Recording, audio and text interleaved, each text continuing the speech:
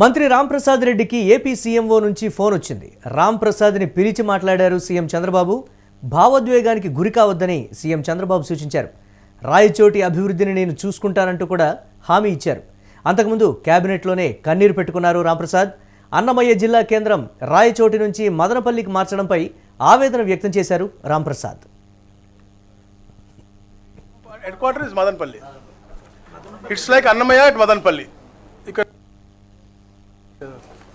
మదనపల్లి లేదు, అన్నమయ్య జిల్లా పేరు అట్నే ఉంటుంది. అన్నమయ్య రాయచోటి ఇవి భాగం. Head quarter is Madanapalle. It's like Annamayya at Madanapalle. You can write down as Annamayya at Madanapalle.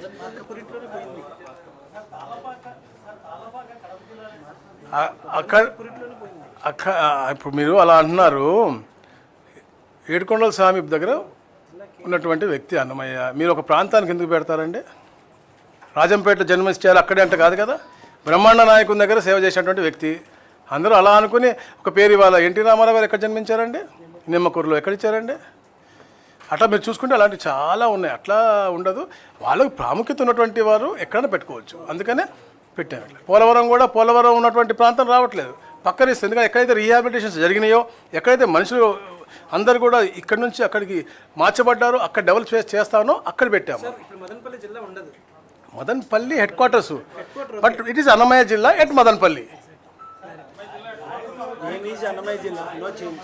అంటే అంటే ఇప్పుడు 100% మీరు అడిగిన దాంట్లో ఉంది. ఏ ఎమ్మెల్యే కావచ్చు, ఏ మంత్రి కావచ్చు, వాళ్ళ హెడ్ క్వార్టర్ పోయేదని బాధాకరమైన విషయం. గౌరవ ముఖ్యమంత్రి గారు చాలా డిస్కస్ చేసి, చాలా కన్సర్న్తో అక్కడ ఉన్నటువంటి అందరితో కూడా చర్చించి, ఎందుకంటే ఎవరు ఉండట్లేదు కాబట్టి, రాజంపేట వాళ్ళు మేము ఉండము, మేము అసేమిరాని గొడవ చేస్తున్నారు, రైల్వే కొడుకు గొడవ చేస్తున్నారు కాబట్టి తప్పనిసరి అందరితో చర్చించిన తర్వాత ఇలాంటి డ్రాస్టిక్ డెసిషన్ తీసుకోవడం వచ్చింది. రాంప్రసాద్ రెడ్డి గారు చాలా బాధపడుతూ ఉన్నారు. వారు అడుగుతూ ఉన్నారు. వారు అంటే ఎవరు కూడా కోరుకోరు వెళ్ళిపోతారు. అందుకని మీరు చెప్పినట్టుగా వారిని మళ్ళీ పిలిపించడం జరిగింది. ఇప్పుడు కూడా గౌరవ ముఖ్యమంత్రి గారు మళ్ళీ క్యాబినెట్ తర్వాత కూడా వారి రూమ్లోకి పిలిచి మాట్లాడి ఉదాసన జరిగింది. తప్పకుండా అభివృద్ధి చేస్తాము. రాయచోటిని ఎప్పుడు లేని విధంగా, ఎందుకంటే వాళ్ళ ఆశ చూపించిన విధానంలో కూడా ప్రాపర్గా లేదు. ఇప్పుడు వద్దు అనుకున్న వాళ్ళతో మనం ఎంతసేపు మాట్లాడగలం, ఎంతసేపు మనం కలిసి జీవించగలం? చుట్టుపక్కల అంటే ఆ రోజు పారదర్శకంగా చేసి ఉంటుంటే ఈ ప్రాబ్లం వచ్చేది కాదు. ఈరోజు వచ్చింది. దానికి ఎఫెక్ట్గా రాంప్రసాద్ రెడ్డి గారికి ఇబ్బందికరమైన వాతావరణం వచ్చింది. తప్పకుండా ఆ ప్రాంతాన్ని అభివృద్ధి పరంగా గౌరవ ముఖ్యమంత్రి గారు ఆశీర్వదిస్తారు. గౌరవ ముఖ్యమంత్రి గారు ఫీల్ అవుతూ ఉన్నారు. నేను చెప్పాను కూడా గతంలో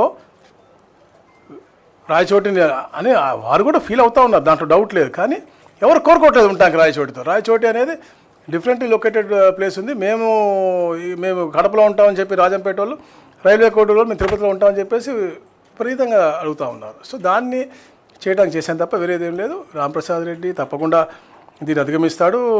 రాబోయే రోజుల్లో ఆ ప్రాంతాన్ని ఎలా అభివృద్ధి చేయాలో గౌరవ ముఖ్యమంత్రి గారు తప్పకుండా చేసి పెడతారు. వాళ్ళకి మెడికల్ కాలేజ్ కావాలా, లేకపోతే ఇంకేమన్నా కావాలా అనేది చూసి తప్పకుండా చేసి పెడతారు. కేవలం అడ్మినిస్ట్రేటివ్ గ్రౌండ్స్. గతంలో చెప్పా కదా, ఇప్పుడు పొంగనూరు ఇంత ఏ పార్లమెంట్ అండి? దాన్ని తీసుకెళ్ళి చిత్తూరులో ఎందుకు పెట్టారండి? ఆ రోజే పొంగనూరు పెట్టుంటే ఇవన్నీ కలిపి అప్పుడు హెడ్ క్వార్టర్ పెట్టి అభివృద్ధి చేస్తుంటే బాగుండేది. ఎందుకు పెట్టలేదని అట్లా? పొంగనూరు ఇక్కడ తీసుకెళ్ళి చిత్తూరులో అది ప్రాపర్ జియోగ్రఫీగా, టోపోగ్రఫీగా కరెక్టా కాదు కదా. ఇది అన్ని పరంగా అన్ని వర్గాలకి న్యాయం చేసినట్టు ఉంటుంది. రాయచోటికి కూడా యాక్చువల్గా మంచి జరుగుతుంది కదా. హెడ్ క్వార్టర్ పోయింది అనే బాధ అనేది తప్పకుండా ఉంటుంది ఆయనకి కానీ, రాంప్రసాద్ గారికి కానీ. తప్పకుండా గౌరవ ముఖ్యమంత్రి గారు రాంప్రసాద్ గారికి 80% అన్యాయం చేయరు. అందుకనే వారిని కూడా పిలిచి మనం మాట్లాడడం జరిగింది. ఇక అన్నమయ్య జిల్లా కేంద్రం రాయచోటి నుంచి మదనపల్లికి మార్చడంపై ఆవేదన వ్యక్తం చేశారు రాంప్రసాద్. ముఖ్యమంత్రి కార్యాలయం నుంచి ఫోన్ వచ్చింది. ఇమ్మీడియట్గా రాంప్రసాద్ అక్కడికి వెళ్ళారు. ముఖ్యమంత్రి ఓదార్చారని అయితే చెప్తున్నటువంటి పరిస్థితి ఉంది. దీనిపై మరిన్ని అప్డేట్స్ మా కరెస్పాండెంట్ వెంకట్ అందిస్తారు. వెంకట్, అన్నమయ్య జిల్లా కేంద్రం రాయచోటి నుంచి మదనపల్లికి మార్చడానికి సంబంధించి కూడా సర్వత్రా చర్చనీయాంశమైనటువంటి పరిస్థితి. రాంప్రసాద్ రెడ్డి కన్నీరు పెట్టుకున్నారు. సరే, ఆ రాయచోటికి సంబంధించి అభివృద్ధిని నేను చూసుకుంటానటువంటి భరోసా ఇచ్చారు. కానీ రాంప్రసాద్ రెడ్డి అక్కడికి వెళ్ళినప్పుడు కానీ, స్థానికుల నుంచి కానీ, లేకపోతే అక్కడ ఉన్నటువంటి కొంతమంది నేతల నుంచి కానీ ఎదుర్కొన్నటువంటి డిమాండ్లు కానీ, వీటన్నిటిని చూస్తే కొంచెం ఆయన సతమతం అవుతున్నారు, అటు వెళ్ళలేకపోతున్నారు అనేటువంటి మాట కూడా వ్యక్తం చేస్తున్నటువంటి పరిస్థితి ఉంది. ఎలా చూడాలంటారు దీన్ని? ఎస్ మురళి, ఈ కొత్త జిల్లాలకు సంబంధించి ఏదైతే ఉందో గత కొన్ని రోజులుగా కూడా ఉత్కంఠ అనేది నెలకొంది. అయితే దీనికి తాజాగా ఏపీ కేబినెట్ నేడు జరిగినటువంటి సమావేశంలో మొత్తం కొంత తెరదించడం జరిగింది. 3 కొత్త జిల్లాల ఏర్పాటుకు ఆమోదం తెలిపింది. జిల్లాల పునర్విభజన ప్రతిపాదనలకు సంబంధించి కేబినెట్ ఆమోద ముద్ర వేసింది. కొత్తగా మదనపల్లి, మార్కాపురం, రంపచోడవరం జిల్లాల ఏర్పాటుకు కేబినెట్ ఆమోదం తెలిపింది. అయితే ఇందులో కొంత సంచలన నిర్ణయాలు తీసుకోవడం జరిగింది. ఇప్పుడు అయితే 3 కొత్త జిల్లాలు రావడంతో 26 నుంచి 29 జిల్లాలు పెరుగుతాయని భావించారు. కానీ అనూహ్యంగా ఒక జిల్లాను తగ్గించడంతో కొంత ఏదైతే ఈ ఉత్కంఠ అనేది అసలు ఏం జరగబోతుంది ఏంటనేది కూడా కొంతమందికి అర్థం కాలేదు. గూడూరుని తిరుపతి జిల్లా నుంచి నెల్లూరులో కలిపేందుకు కూడా కేబినెట్ ఆమోద ముద్ర వేసింది. అంటే గతంలో గూడూరు నెల్లూరులోనే ఉండేది, ఇప్పుడు దీన్ని తీసుకొచ్చి తిరుపతి జిల్లా నెల్లూరులో కలిపారు. మధ్యలో కొంత తిరుపతిలోకి వెళ్ళడం జరిగింది. ఇక ఇప్పటి వరకు ఉన్నటువంటి 26 జిల్లాల్లో అన్నమయ్య జిల్లాలో నియోజకవర్గాలను కూడా మార్చింది. రాయచోటిని మదనపల్లి జిల్లాకు మార్చడం జరిగింది. అంటే రాయచోటికి సంబంధించి ఇప్పుడు ఆ జిల్లా కేంద్రం హెడ్ క్వార్టర్ పోవడం జరిగింది. అలాగే రాజంపేటను కడప జిల్లాకు మార్చే ప్రతిపాదన కూడా ఆమోదం తెలిపారు. ఇక రైల్వే కోడూరును తిరుపతికి మార్చేందుకు ఆమోద ముద్ర వేసింది కేబినెట్.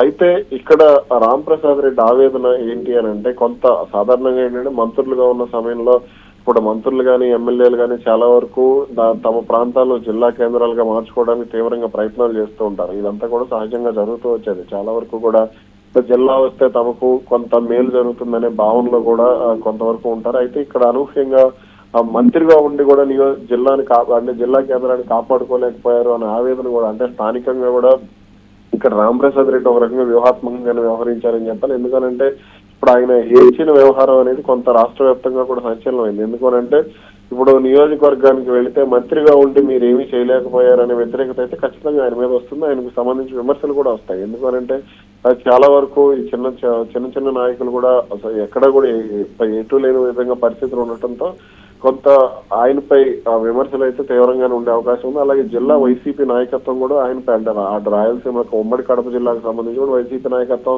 తీవ్ర స్థాయిలో విమర్శలు చేసే అవకాశం ఉంటుంది. అలాగే కార్యకర్తల్లో కూడా కొంత పలచనయ్యే అవకాశం ఉండదు. అంటే సాధారణంగా నాయకుడికి పట్టు లేదు అనే ఇది కూడా కొంత వ్యక్తం అవుతూ ఉంటుంది. ఈ నేపథ్యంలోనే రాంప్రసాద్ రెడ్డి కొంత ముఖ్యమంత్రి వద్ద కన్నీరు పెట్టుకున్నట్టుగా కూడా తెలుస్తుంది. అంటే ఈ జిల్లాల మార్పుకు సంబంధించి త్రిసభ్య కమిటీ వద్ద కూడా ఆయన కొంత అభ్యంతరాలు కూడా వ్యక్తం చేశారు. ఇలా దీనికి సంబంధించి ముందే ఆయనకి సమాచారం ఉంది, వాళ్ళ వద్ద కూడా ఈ విధంగా చేయవద్దు, ఈ విధంగా చేస్తే అనవసరంగా తాను ఇబ్బంది పడతాను అని అంటే. అయితే ఇప్పుడు తాజాగా ముఖ్యమంత్రి మాత్రం వెంటనే ఈ ఘటన జరిగిన వెంటనే తన కార్యాలయానికి పిలవటం, భావోద్వేగాలకు గురి కావద్దు, ఇటువంటివి కూడా ప్రజల జీవితంలో ఇవన్నీ సహజంగా జరుగుతూనే ఉంటాయి, ఇవన్నీ కూడా కొంత మార్పులు, భౌగోళికమైనటువంటి మార్పులు ఇవన్నీ కూడా కొంత సహజంగానే ఉంటాయి ప్రాంతాలకు సంబంధించి. కాబట్టి మీరు రాయచోటి అభివృద్ధి అనేది తాను చూసుకుంటాను, అంతకుముందు కేబినెట్ లో మీరు కన్నీరు పెట్టుకున్నారు, అది సరికాదు. అలాగే మీకు ఏదైనా కావాలన్నా కానీ నేరుగా వచ్చి నన్ను అడిగే స్వేచ్ఛ మీకుంది. అక్కడ ఉన్నటువంటి ప్రజలకు సంబంధించిన వినతులను కూడా నా వద్దకు తీసుకురండి, వాటికి సంబంధించి పరిష్కారాలు ఉంటే నేను వెంటనే వాటిని పరిష్కరించే దిశగా కూడా అడుగులు వేస్తానంటూ కూడా చంద్రబాబు హామీ ఇచ్చారు. Right, thanks for updates Venkat. ఇక దీనికి సంబంధించి అయితే ప్రధానంగా జోరుగా చర్చ అయితే జరుగుతోంది. నేరుగా ముఖ్యమంత్రి చంద్రబాబు స్వయంగా హామీ ఇచ్చారు రాయచోటి విషయంలో, కాబట్టి అభివృద్ధి బాట పడుతుందనేటువంటి మాట. రాంప్రసాద్ రెడ్డి కన్నీరు పెట్టుకున్నారు, కొంచెం సింపతి కూడా గెయిన్ చేసుకున్నారనేటువంటి పరిస్థితి. ఈ నేపథ్యంలో ఆయనపై ఉండేటువంటి వ్యతిరేకత కావచ్చు, లేకపోతే మీరు రాజీనామా చేసి మా వైపు రండి, మనం పోరాడదాం ప్రజా జీవితంలో ఉండి అని కూడా ఆ సంఘాలు కావచ్చు, అక్కడ ఉండేటువంటి వారు పిలుపునిచ్చినటువంటి పరిస్థితి. వారికి క్లియర్ కట్గా హామీ ఇచ్చి మరి క్యాబినెట్లో ఈ అంశానికి సంబంధించి ప్రస్తావించినప్పుడు కూడా అక్కడ ఫలితం దక్కకపోవడంతో ఆయన మనస్తాపానికి గురై కన్నీరు పెట్టుకుంటే పర్టికులర్గా ముఖ్యమంత్రి చంద్రబాబు కాల్ చేసి మరీ పిలిచి ఓదార్చినటువంటి పరిస్థితి అయితే ఉంది. ఇక రాంప్రసాద్ని పిలిచి మరీ సీఎం చంద్రబాబు కీలకమైనటువంటి కామెంట్స్ చేశారు, మాట్లాడారు. రాయచోటి అభివృద్ధిని నేను చూసుకుంటాననేటువంటి హామీ ఇచ్చారు. భావోద్వేగానికి గురి కావద్దని కూడా ఆయన చెప్పినటువంటి పరిస్థితి ఉంది. ఈ నేపథ్యంలో అంతకుముందు క్యాబినెట్లోనే కన్నీరు అయితే పెట్టుకున్నారు అందరి ముందు రాంప్రసాద్ రెడ్డి. అన్నమయ్య జిల్లా కేంద్రం రాయచోటి నుంచి మదనపల్లికి మార్చడంపై రాంప్రసాద్ రెడ్డి ఆవేదన చెందినట్లుగా బ్రేకింగ్ న్యూస్ ద్వారా చూస్తున్నాం.